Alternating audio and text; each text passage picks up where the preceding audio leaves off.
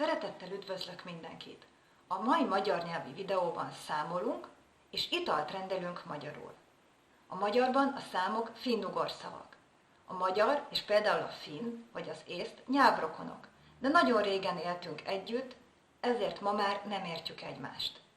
A számok 1 és 10 között a magyarban.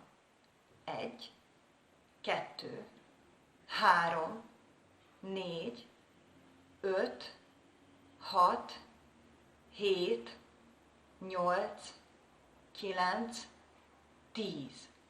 A 2 helyett lehet azt is mondani, hogy 2, ha másik szó áll utána.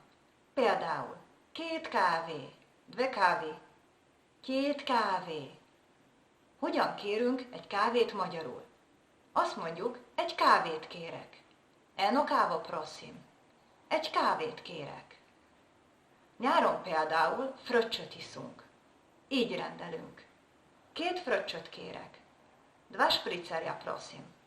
2 fröccsöt kérek. Vagy limonádét. 3 limonádét kérek. 3 limonade prosim. 3 limonádét kérek. Látjuk a kávét, limonádét, fröccsöt formákat. Ez az akuzatívus a magyarban. Ez van a jó napot köszönésben is.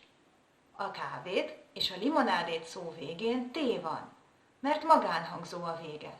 A fröccsöt végén pedig ő plusz T a magánhangzó harmónia szerint.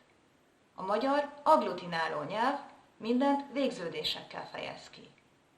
Néha csak T van a szó végén. Egy sört kérek. Eno pivo prosim. Egy sört kérek. Mielőtt iszunk, azt mondjuk egészségedre. Na zdravje! Egészségedre. Ez tegező forma. Vigyázzunk, hogy az E betű E hang legyen, az E betű pedig É, különben a szó valami nagyon nem szépet jelent. Egészségedre.